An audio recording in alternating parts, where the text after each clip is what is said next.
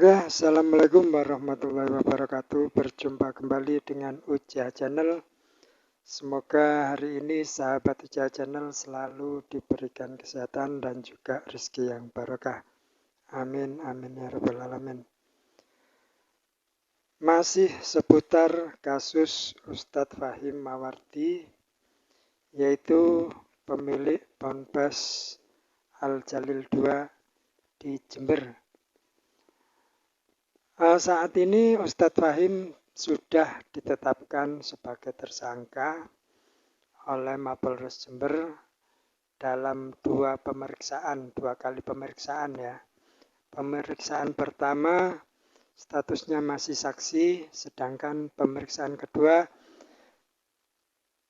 statusnya ditingkatkan dari saksi menjadi tersangka dan kemudian dilakukan penahanan.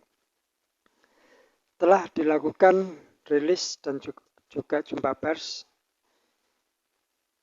dikatakan oleh Kapolres Jember langsung bahwa ada 10 item barang bukti yang sudah dikantongi oleh penyidik Mapolres Jember. Sahabat Uja Channel, kemudian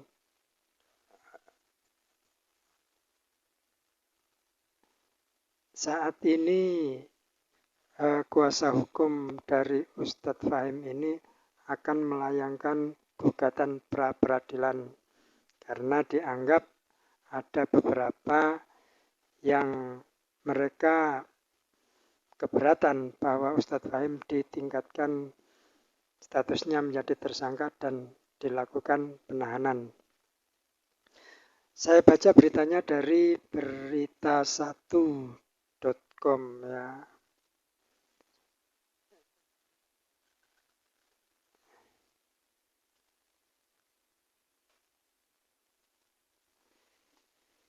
Pihak Kiai Fahim Mawardi yang menjadi tersangka dugaan pencabulan santriwati mengajukan pra-peradilan. Nurul Jamal Habaib, salah satu kuasa hukum Fahim Mawardi, mengatakan pihaknya secara resmi melayangkan gugatan pra-peradilan. Pasalnya terdapat sejumlah kejanggalan dan cacat secara prosedur dalam kasus yaitu Ustadz Fahim Mawardi. Ada 6 poin keberatan dalam gugatan pra-peradilan untuk diuji secara material formil, kata Nurul Jamal Habaib. Saya nggak tahu nih apa namanya kuasa hukumnya kok berubah lagi. Tempo hari Andi Cahyono Putra, dan kemudian hari ini Nurul Jamal Habaib yang menjadi kuasa hukum. Apa memang banyak ya kuasa hukumnya Ustadz Fahim ini? Berapa orang ya?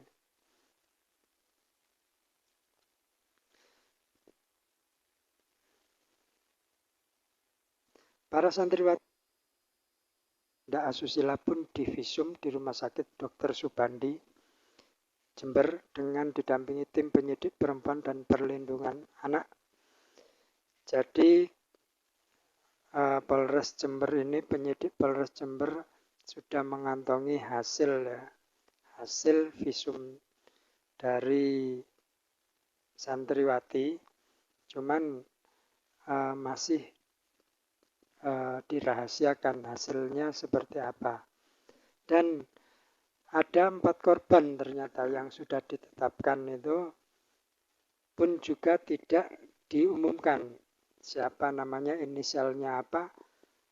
Pihak Polres Jember masih melindungi nama-nama yang menjadi korban itu.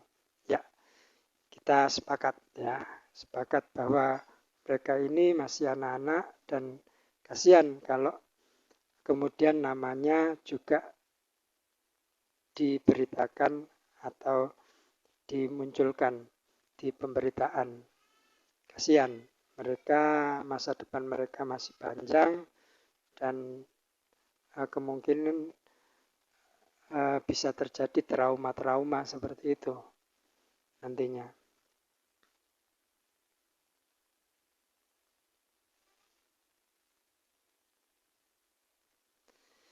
Kami tim penasihat hukum dan beberapa penasehat yang telah ditunjuk Kiai Fahim, ini tentunya kita akan uji formil apa yang dilakukan Polres Jember. Ada 6 tuntutan yang menjadi keberatan kami, kata Nurul Jamal. Sejak ditetapkan sebagai tersangka kasus dugaan pencabulan, terdapat 4 korban tadi ya yang sudah saya sebutkan, dan Ustadz Fahim ini untuk sementara akan ditahan selama 20 hari di Mapolres Jember. Menurut Jamal Habaib, untuk penggeledahan di Pondok Pesantren Al-Jalil II itu tidak disertai dengan surat penggeledahan atau surat perintah dari pengadilan. Ini yang keberatan mereka, ya, keberatan mereka karena tidak adanya surat perintah dari pengadilan. Kenapa dilakukan penggeledahan padahal belum ada surat perintah, kan seperti itu. Menurut mereka seperti itu. Entah itu prosedurnya seperti apa, kita hanya menunggu saja kabar selanjutnya nanti ya. Dan penyitaan barang bukti juga tanpa pemberitahuan. Pihaknya juga mempertanyakan tidak adanya pelampiran surat pemberitahuan dimulainya penyelidikan atau SPDP. Yang kami tuangkan dalam material peradilan dan siap kita uji di persidangan nanti. Salah satunya sah tidaknya penangkapan, sah tidaknya penetapan tersangka, dan seterusnya. Ya, jadi yang diberatkan, keberatan mereka kenapa Ustadz Fahim ini ditetapkan sebagai tersangka, statusnya berubah dari saksi menjadi tersangka dan kemudian langsung dilakukan penahanan. Mereka keberatan, teman-teman. Bagi kita, masyarakat awam, jika melihat atau membaca berita dan juga melihat video-video yang telah beredar, baik dari keterangan dari istri Ustadz Fahim dan juga klarifikasi yang dilakukan Ustadz Fahim, semuanya kalau kita masyarakat awam biasa tetap yakin bahwasannya memang Ustadz Fahim ini memang melakukan tindakan yang kurang berakhlak itu. Tentunya teman-teman sepakat kan kalau melihat proses jalannya ceritanya itu.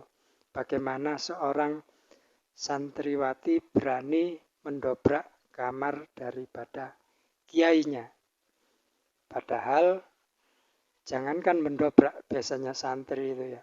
Lewat depan pintu kamar ustadz atau kiainya saja kadang enggan. Nah, ini mendobrak. Kalau tidak ada hubungan kuat, hubungan khusus, nggak akan berani. Ini fakta ini. Fakta yang nggak bisa dibantah.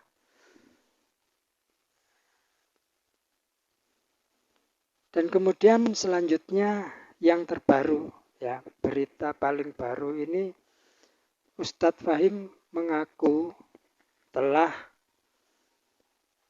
menikahi 4 santriwati yang menjadi korban itu. Menurutnya pernikahannya tidak memakai wali dan juga saksi karena ikut mazhab Daud. Nah, ini yang berbahaya. Ustadz kayak gini berbahaya, sahabat Hujah Channel. Karena apa? Karena mazhab ini di luar mazhab yang 4. Jadi jika ini dilakukan dan diterapkan di pondok pesantren seperti yang dilakukan Ustadz Fahim, bisa disalahgunakan. Jika kena ketangkap, melakukan tindakan asusila, ditangkap, di penyidikan mengatakan seperti Ustadz Fahim itu bahwa melakukan pernikahan menggunakan mazhab Daud, ya, tanpa wali dan tanpa saksi. Ini sangat berbahaya jika ini dilakukan atau diajarkan di pondok-pondok pesantren yang seperti yang dilakukan Ustadz Fahim itu. Dan memang ini hanya sebuah alibi saja kalau saya menilai seperti itu. Karena kalau memang dia melakukan pernikahan yang seperti dia katakan memakai mazhab Daud tanpa wali dan tanpa saksi, kenapa dengan istrinya yang sah kok tidak menggunakan mazhab itu? Nah, dia ada kasus seperti ini, kasus pencabulan, dia mengatakan telah menikahi 4 santriwatinya itu dengan menggunakan mazhab Daud yang tanpa wali, tanpa saksi.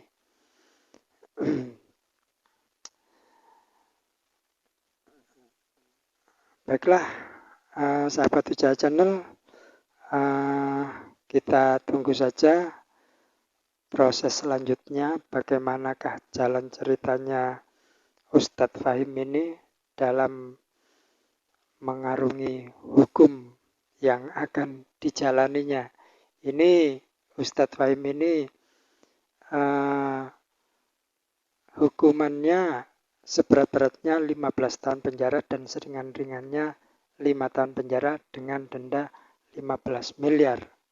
Jika memang telah ditetapkan sebagai terdakwa atau pelaku memang terbukti semua di pengadilan, hukumannya seberat-beratnya 15 tahun penjara.